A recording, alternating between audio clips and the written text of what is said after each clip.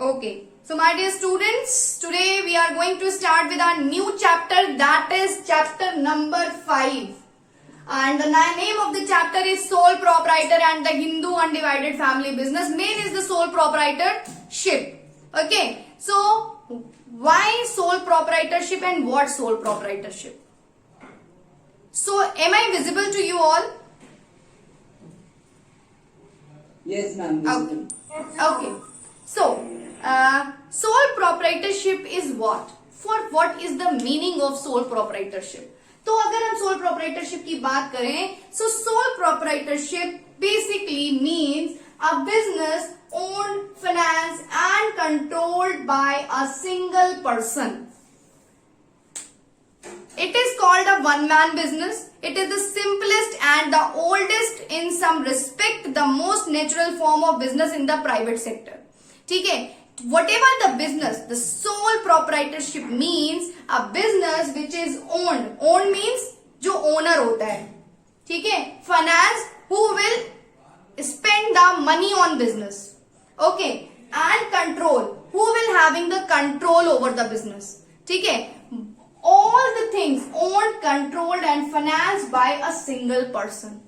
That is called a sole proprietorship. As we can see by the name, sole. Sole means अकेला. Right? So sole proprietorship एक single individual जो business को run करता है, overall और the performance, overall अगर हम बात करें capital investment की, okay, ownership की, फाइनेंस की, कंट्रोल की या फिर प्रॉफिट की. So only a single individual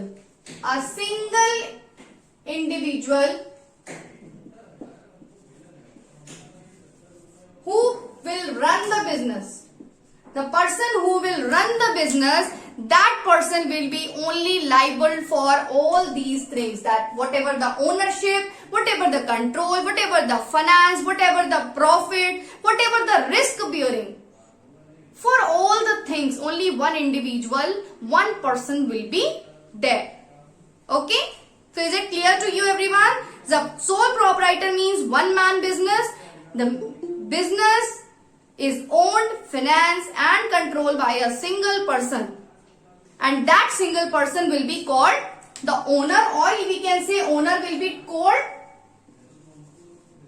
proprietor. क्या कहलाएगा? Proprietor. Right? That person will be called proprietor, who will do the individually all the work, who will run all the work, and that person will be responsible. He is solely alone is responsible for all the happenings, all the profit, all the losses of the business. Is it clear? Then what is business means sole proprietorship? Yes, sir. Single individual. हमेशा ये चीज ध्यान रखिए. A person means a business which is owned, financed and controlled by a single individual.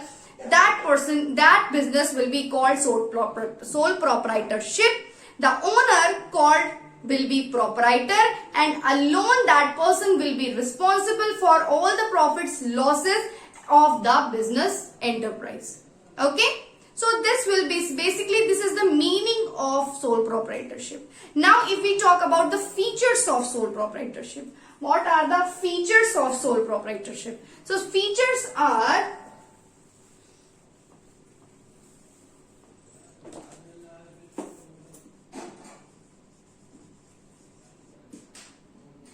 features. So our first feature is the single ownership. Single ownership. How? Single ownership, simply we can understand that if we talk about single ownership, so a sole proprietor is the wholly owner. By that, the sole proprietorship is wholly owned by a single person, a one individual. So अगर हम कोई business कर रहे हैं और सिर्फ हम हैं उस बिजनेस में, तो उसमें जो डिसीजंस लेंगे, जो भी ओनर होगा, जो कोई भी पॉलिसी बनाएगा, कोई भी चीज जो इन्वेस्टमेंट करेगा, कैपिटल इन्वेस्ट हो गई या फिर किसी से फंड बोरो करना है, ये सारी एक्टिविटीज कौन करेगा? सिर्फ एक वही single person, right? That person will be solely responsible for each and every activity in the business enterprise. So single ownership, a sole proprietor is wholly owned by one individual, the individual that supplies the total capital from his own or from borrowed funds. Single ownership क्या हुई? एक person है जो wholly owned by, जो owner है business का, वही person business में क्या करता है? कैपिटल इन्वेस्ट करता है, ठीक है? अब वो कैपिटल उसकी खुद की हो सकती है और या फिर वो क्या कर सकता है? किसी से बोरो कर सकता है, बट वो कौन करेगा? सिर्फ एक सिंगल इंडिविजुअल करेगा। आई बात समझ में? Is it clear to everyone? Yes, ma'am. Now the second point is one man control. Second point is one man control. Now one man control means, जाहिर सी बात है बेटा, जब the proprietor also takes all the decisions pertaining to the business, business को चलाने के साथ साथ जो ओनर होता है वो बिजनेस से रिलेटेड जो है वो डिसीजंस भी लेता है, ठीक है? They take all the decision, he is not required to consult anyone, क्योंकि वही होल सोल है उस बिजनेस का। जैसे मैं या आप कोई बिजनेस चला रहे हो, तो आप अगर सिंगल इंडिविजुअल हो अपने बिजनेस में, आप खुद होल सोल हो बिजनेस में, तो you are not going to consult anyone that what I have to do. Ownership and management are vested in the same person. Some person may be employed to help the owner. कभी कभी क्या होता है business में, क्या करते हैं हम, जैसे कोई बिजनेस कर रहे हैं उसमें कुछ लोगों को अपॉइंट कर लिया, एज ए एम्प्लॉय अपॉइंट किया, वर्कर अपॉइंट किया, ठीक है? So some person may be employed to help the owner, but the ultimate control किसका रहेगा? ओनर का रहेगा, जो बिजनेस को रन कर रहा है। तो one man control means in the partnership, in the proprietor alone takes all the decisions pertaining to the business. He is not required to consult anyone. उसको किसी से जरूरत नहीं होती है किसी से कुछ पूछने की या परमिशन लेने की। Ownership and management are vested in the same person. Same person, ownership जो मालिक होता है वो सेम पर्सन होता है, और जो होल सोल बिजनेस मैनेजमेंट देखता है वो भी एक ही पर्सन होता है, राइट? सो क्या हुआ इसका? वन मैन कंट्रोल का, to consult the person is solely responsible for each, solely controlled and with the business, the proprietor alone takes all the decisions pertaining to the business. Clear? Is it clear everyone? Yes, ma'am. Now the third point is no legal entity.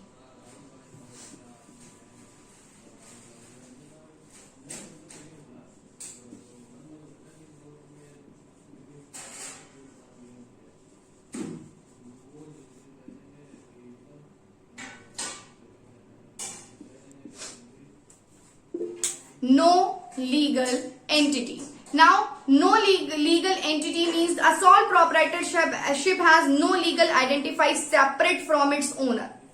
वो कोई separate नहीं होता। जो हमारी owner यानी हमारा जो business है वो ओनर से सेपरेट नहीं होता है। अगर हम अदर ऑर्गेनाइजेशन की बात करें तो ओनर और उसका business, they are having a separate entity, वो हम आगे पढ़ेंगे। बट अगर हम बिजनेस सोल प्रोप्राइटरशिप की बात करें तो इसमें बिजनेस और बिजनेस का ओनर अलग अलग नहीं होते हैं। ये एक मतलब as in you can say the identity separate नहीं होती दोनों की, ठीक है? The law makes no distinct between the proprietor in the business. The business and the owner exist together. Business और ओनर एक साथ एग्जिस्ट करते हैं। और इफ द ओनर डाइज, अगर ओनर मर जाता है या फिर ओनर इंसॉल्वेंट हो जाता है तो बिजनेस क्या होता है? डिसॉल्व हो जाता है। ये एक मेन फीचर है नो लीगल एंटिटी का, कि अगर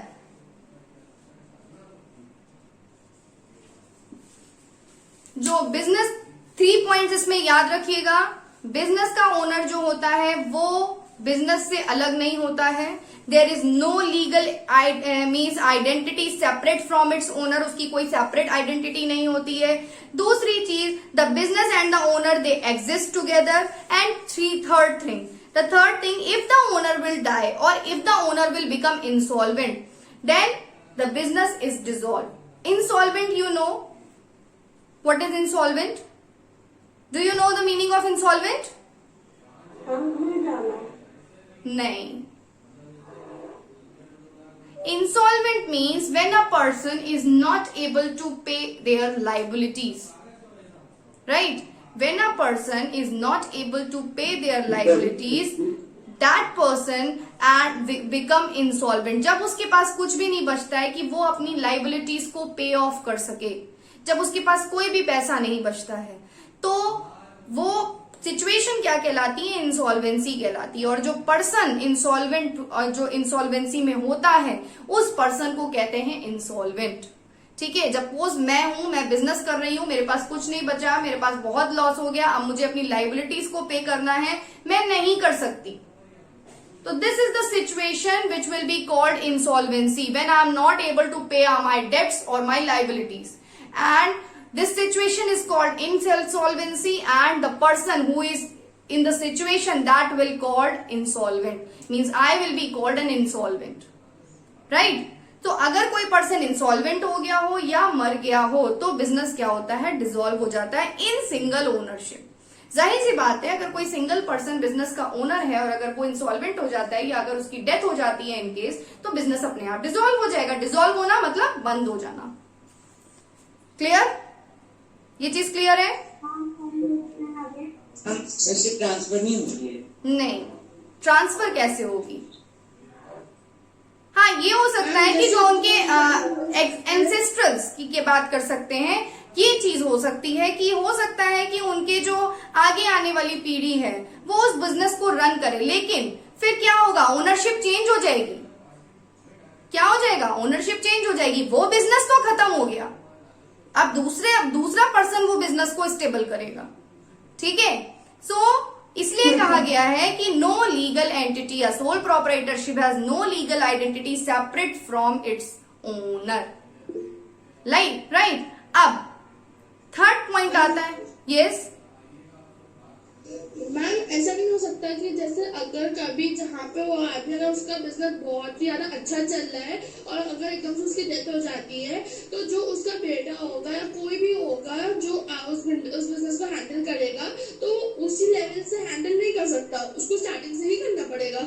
स्टार्टिंग से हैंडल नहीं करना पड़ेगा, लेकिन जो फिर आपकी जो आपका बिजनेस होगा वो आप उस पर्सन के नाम पे ट्रांसफर हो जाएगा ना. क्यों? Yes ma'am. तो दैट जो प्रीवियस सोल प्रोप्राइटरशिप थी हमारी, वो तो डिसॉल्व हो गई, वो तो खत्म हो गई ना. अब जो हमारा बिजनेस आएगा वो नया ओनर आएगा. वो भी सिंगल पर्सन ही होगा. वो तो ऐसा तो होता ही है कि हमारा अगर कोई बिजनेस चल रहा है तो अगर किसी की डेथ हो जाती है तो आगे आने वाला पर्सन जो है वो उसका जो होल सोल होता है, लेकिन जो पिछला है वो तो खत्म हो गया. Yes ma'am. आई बात समझ में? Yes ma'am. चलो नेक्स्ट पढ़ते हैं. Fourth point, that is unlimited liability. Unlimited liability. Unlimited liabilities क्या होती है बेटा? जब हमारा the person is personally liable for all the debts end of the business.